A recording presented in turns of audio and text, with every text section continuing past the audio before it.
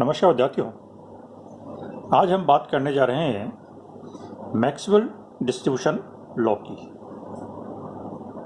नाम आप लोगों ने सुना होगा, मैक्सवेल डिस्ट्रीब्यूशन लॉ। इसमें दो हैं, एक फॉर वेलोसिटी और एक फॉर एनर्जी।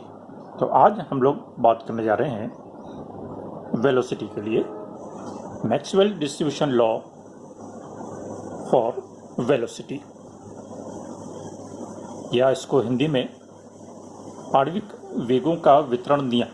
ये मैक्सवेल डिस्ट्रीब्यूशन लॉ वेलोसिटी के लिए है, तो इसलिए हम इसको आणविक वेग बोलेंगे। तो मैक्सवेल का आणविक वेगों का वितरण नियम, ये नियम क्या कहता है?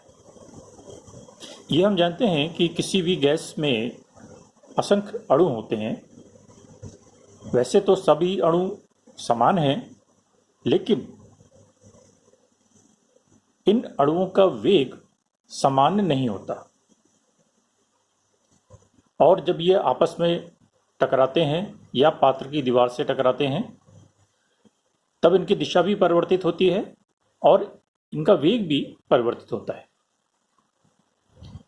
या यूं कह लीजिए कि एक ही तापमान पर यदि गैस के असंख्य अणु हैं, तो हम ये कहते हैं कि औसत वेग ताप के समानुपाती होता है। तो ऐसी स्थिति में सारे अणुओं का वेग समान होना चाहिए, लेकिन वो सिर्फ औसत वेग के लिए होता है। यदि हम अलग अलग अणुओं के वेग के बारे में बात करें, तो हर अणु का वेग अलग है। परास या रेंज की बात करें तो हम ये कह सकते हैं कि किसी एक निश्चित ताप पर यदि कोई गैस है या गैस के अणु हैं, तो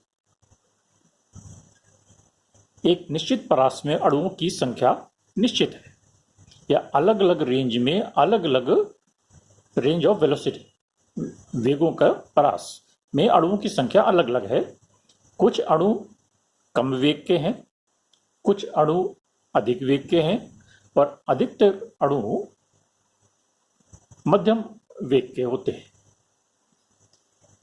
या यूं कह लीजिए कि वेगों का एक वितरण या डिस्ट्रीब्यूशन है, और जब ये आपस में टकराते हैं या पात्र की दीवार से टकराते हैं, तब इनकी ऊर्जाओं में और इनके वेगों में पुनर्वितरण होता है। तो इसलिए हम यहाँ पर उस डिस्ट्रीब्यूशन की बात करने जा रहे हैं कि किसी निश्चित ताप पर यदि गैस के अणु हैं, तो उनमें वेगों का वितरण या डिस्ट्रीब्यूशन किस तरीके से है। तो वहां पर हम ये कहेंगे कि शून्य से लेकर अनंत तक के वेग वाले अणु उस गैस में उपस्थित होते हैं। तो ऐसी स्थिति में हम अणुओं के भिन्न के बारे में भी बात करते हैं, यानी फ्रैक्शन के बारे में बात करते हैं। और मैक्सवेल ने एक प्रायिकता सिद्धांत के आधार पर एक डिस्ट्रीब्यूशन लॉ या आणविक वेगों के वितरण के नियम के बारे में बात की, एक नियम प्रतिपादित किया और उसका एक गणितीय रूप हमारे सामने रखा। यहां हम सिर्फ उस गणितीय रूप के बारे में बात करेंगे, उसको हम किस तरीके से निकाल सकते हैं उसके बारे में अभी हम बात नहीं करेंगे। वो गणितीय रूप क्या है? DNC। N क्या है? अणुओं की संख्या, और C वेग, यानी किसी C वेग पर अणुओं की संख्या, और DNC एक निश्चित परास हो गया, equal to 4πN m, that is mass, upon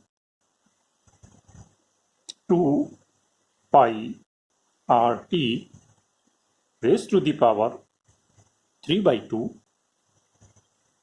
C square, और e raised to the power minus mc square upon 2RT dot dc। ये एक मैथमेटिकल रूप डिस्ट्रीब्यूशन लॉ के लिए मैक्सवेल ने निकाला। ये एक मोल गैस के लिए है, इसलिए यहां पर हम R यूज कर रहे हैं और कैपिटल M यूज कर रहे हैं। तो ये एक मोल गैस के लिए उसने समीकरण निकाली, यह एक रिलेशन निकाला। यही रिलेशन हम एक अणु के लिए भी लिख सकते हैं। ऐसी स्थिति में इस R की जगह पर हम सब्स्टिट्यूट करेंगे बोल्ट्जमैन कांस्टेंट K, यहां पर भी और यहां पर भी, और इस M की जगह पर सब्स्टिट्यूट करेंगे एक अणु का द्रव्यमान। तो वो रिलेशन एक अणु के लिए हो जाता है। तो ये डिस्ट्रीब्यूशन लॉ हम एक मोल गैस के लिए या एक अणु गैस के लिए लिख सकते हैं। यहां पर हम इस इक्वेशन को समझेंगे कि ये क्या है। n नंबर ऑफ मोल्स हैं, ये m एक अणु का द्रव्यमान है, m मोलर मास है, r गैस कांस्टेंट है, k बोल्ट्जमैन कांस्टेंट है। जब हम m यूज करेंगे स्मॉल m तब k यूज करेंगे, और जब capital M molar mass use करेंगे तो R यूज करेंगे। C आणविक वेग है, T टेम्परेचर है, और ये DC क्या है? एक वेग C और दूसरा वेग C प्लस DC। तो यहां पर हमारा वेग अंतराल कितना हो गया? वेग अंतराल DC। तो इस DC वेग अंतराल में अणुओं की संख्या TNC हो गया। तो ये रिलेशन हमें क्या बता रहा है कि DC वेग अंतराल में कितने अणु, DC वेग अंतराल का मतलब C और C प्लस DC के डिफरेंस, वही DC हो गया। जैसे 10 मीटर पर सेकंड और 11 मीटर पर सेकंड, इनके बीच में तो ये C हो गया, ये C प्लस DC हो गया। तो इस तरीके से दो वेगों के मध्य अणुओं की संख्या वो DNC कहलाएगा। तो ये रिलेशन मैक्सवेल ने दिया। इसी को हम दूसरे रूप में भी लिख सकते हैं। किस तरीके से?